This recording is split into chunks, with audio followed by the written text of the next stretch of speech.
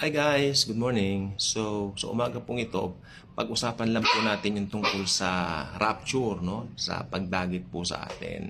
So ito po ay imminent.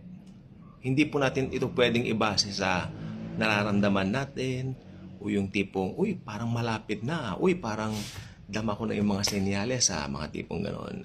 We cannot rely on those things sapagkat I believe that we can only rely kung ano yung nakalagay sa scriptures. Nakalagay po sa scriptures in a twinkling of an eye, ibig sabihin biglaan pong talaga. At that's really makes sense dahil ang Panginoon ayaw niyang nai-stress tayo, iniisip yung mga bagay-bagay na ganyan. Maski tungkol dun sa rapture, ayaw niyang masyado tayong lagi nyo na laman ang isip mo, occupied ka. Pero maganda, nabubuhay tayo on a daily basis na lagi nating hinihintay yung pagdagit sa atin. Pero hindi yung tipong parang may paranoia ka na, may paranoid ka na. The Lord is very good. Gusto niya mag-enjoy tayo sa buhay natin, gawin natin yung mga makabubuti po sa atin, mga tipong ganyan na siyempre higit sa lahat, to share the good news. Mga Kristiyano, andito po tayo to share the good news of the Lord. So, ngayon po napakainit po ng panahon, damang init. And ayoko naman pumunta rin sa kwarto to open the air condition dahil sumasama po ang likod ko, ang pakiramdam ko pagka ganun, pag nasobrahan naman po yun. So, mas maganda yung natural na kaya lang napakainit po talaga. Yan, may nagtanong po sa akin, yan daw po mga senyalis na malapit na mag-rapture. Ang sabi ko lang, global warming yan at ito po ay talagang kasama na po sa problema ng mundo. Matagal na po yan. Talagang painit ng painit ang panahon, no? At ang, talagang iba na nga po ang panahon kung babasihan natin. But we cannot rely on those things as a basis dun sa pagdagit po sa atin. Wala po siyang signs. The rapture is something na hindi po siya katulad nung iba na tinatawag na prophecy. It's a revelation. There's a big difference though. Dahil ang revelation, in-reveal ng buong puso ng Panginoon kay Pablo. Doon mo makikita, love na love talaga ni Jesus ang church. Kasi very special. In-reveal especially para po sa atin. Ni-reveal kay Pablo para po sa atin. Napakaganda ng plano ng Lord sa atin. Kahit naririnig natin yung tribulation, great tribulation, at talagang masasaksihan natin dito na ayaw ng Panginoon na danasin natin yung yung kapighatian na yon. Gusto ng Lord, happy tayo na makasama natin siya, dagitin tayo.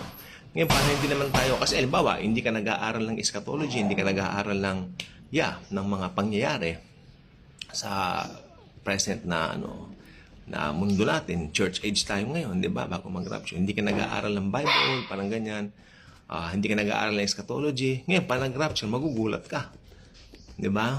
So, iba pa talaga inaaral. Siguro, kung mga 2016, 2017, 2018, yung mga year na yan, maintindihan pa kita na hindi ka masyadong excited sa eschatology. But not now. After 2020, after COVID strikes, talagang it's too impossible if you're not yet. If you're a Christian, I'm talking if you're a Christian. If you're a Christian and you're not still interested in eschatology, okay? And you have other views. Alam mo yung ibang views, delikado. Ang tawag doon, preterist. Hindi po sila futurist na katulad natin. Katulad ko, katulad natin na mga naniniwala na yung mga nangyari sa Book of Revelation ay sa future pa. Naniniwala po itong mga preterist na nangyari na raw yun. At ang pinaniniwalaan nilang Antichrist ay alam nyo kung sino? Si Nero Caesar. Katawa-tawa. So hindi po ganoon 'yon. Hindi po ganoon 'yon. Hindi pa po tapos 'yon kasi ito po ay future. Futuristic event. Future events po yung mga mangyayaring ito, no? Yes. Nangyari po 'yon nung panahon pong 'yon, talagang part ng plano ng Diyos na mangyari 'yon. Ito yung AD 70, nagkawatak-watak ang mga Hudyo na punta sa iba't ibang lugar. Hinula naman ng Panginoong Hesukristo. Yung prophecy yun. Makinig kayo mabuti. Yung nangyari sa AD 70 tuloy. AD 70, yung nangyari yun ay propesya. It's a prophecy. Okay? At, yan. At maganda at dapat talagang nag-aaral tayo talaga ng prophecy. No, hindi tayo ignoramus, hindi tayo ignorant diyan. Okay? Kaya malalaman mo, pag pinag-aralan mo naman yung eschatology, malalaman mo dito, maingay po, pasensya na po, mga nangangampanya. So, pardon. Okay. Palipasin muna natin. Hindi ko po pwedeng i-off ito kasi hindi po ito katulad ng ordinary camera. Ang TikTok po ay diretso. Nakakutan tayo. Okay? Parang rapture, ganyan. Di ba? Ibig sabihin, biglaan. Yes. Okay. Ano ngayon? Di ba? Maingay sila. Shh, tama na. Stop. May mga kausap ako. Sorry po. Okay, saan po tayo? Ang rapture po ay revelation.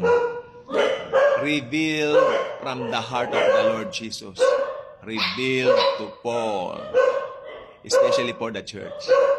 Tandaan nyo, tayo po ang pinaka-importante sa mata ni Jesus ngayon. Ngayong grace period, ang church. Kasi tayo ang bride niya. Dadagitin niya tayo, iaakyat po niya tayo. Okay? I really feel comfortable. Ang init po ng panahon, sobra. Kagabi po, umulan ng malakas. Okay? Yung mga pinsan ko nandiyan, naliligo sa ulan. Mainit talaga ang panahon. So, ito po ako. Talagang ganito po. Mainit talaga ang panahon. Pag ganito po mainit ang panahon, gusto rin naman ng Lord, tayo po ay gagawa ng paraan na, yes, iinom tayo ng tubig. Siyempre, lagi tayong magpapaypay. So, ayun, yun po. Ito, natural talk lang po itong ginawa natin to. Ang rapture po ay imminent. Not based on feelings, not based doon sa mga, malapit na yata mangyari. Marami na nangyari sa mga. Hindi ganon. Si Jesus, ang puso ni Jesus ngayon, habang nandito tayo ngayon dito sa mundong ibabaw, hindi pa tayo nirarap, mag-share tayo ng ebanghelyo. Share the good news of Jesus sa mga tao. Dami nangangamba niya, malapit ng eleksyon. Eleksyon na po sa Lunes, no? So, I suggest, ito eleksyon, bumoto kayo maaga. Punta na kayo sa mga precincts ng as early as 6, mga ganyan, para pagbukas, nandun na kayo. Hindi po masyadong mainit, no? Yes. So, ayun, yung gusto ko po sabihin ngayon na tayo po ngayon ay nasa panahon na po na kung saan hinihintay po natin yung pagdagit po sa atin. Kasi pag nadagit na po tayo, doon lalabas yung Antikristo. Many are waiting for that figure to come out. Ako hindi ko siya hinihintay kasi hindi ko naman talaga siya mamimit. Hindi natin siya mamimit. Pati yung false prophet, we will never gonna meet those people. Si Trump daw, no? Hindi si Trump. Ngayon pala sinasabi ko, it's not Donald Trump. Ang dami ngayon sa YouTube. Si Trump daw, nakipag-usap sa mga papa sa Roma. Nakipag-usap daw doon sa mga obispo sa Roma, kung ano-ano pa mga conspiracy theory. Conspiracy theory po yan. Ang conspiracy theory, ibig sabihin yan, mistulang parang yun na nga. Pero hindi ganoon. Kung conspiracy theory ang mga pinagbabasihan natin, diba, marami na rin akong mga na-preach dito na puro conspiracy theory. Okay, bigyan ko example, Rab Shlomo Yehuda, aka Dayanuk. I preach that here. I share that here. Siya ba? Hindi. Hindi. Diba? Hindi po siya ang hindi ko siya i-preach siya ang Antichrist, pero parang sabi ko siya yung false prophet. It's not him. Kasi kung siya talaga yun, hindi siya na-unfold na. Diba? Ngayon, may bago na naman daw rabbi sa Israel na parang sikat or something. Walang katapusan niya hanggang hindi tayo nararapture. Pag narapture tayo, we will meet Jesus for the very first time. He will embrace us like this. And sabi niya, welcome mga anak sa aking kaharian na ngayon ay tahanan nyo. Ayaw niyo ba yun? Ayaw niyo ba yun? Pinakamagandang katotohanan sa balat ng sangka-Kristyanuhan. Okay? That we will meet the Lord Jesus for the very first time with His nail-pierced hands, tagiliran na tinusok. Diba? Tinusok siya rito, tapos mga paa niya puro butas. Okay? Pero after 3 days, nabuhay na magmuli. Yun ang resibo ng ating kaligtasan. And one day, He will rapture us. God bless. Ang init ng panahon, grabe. Init.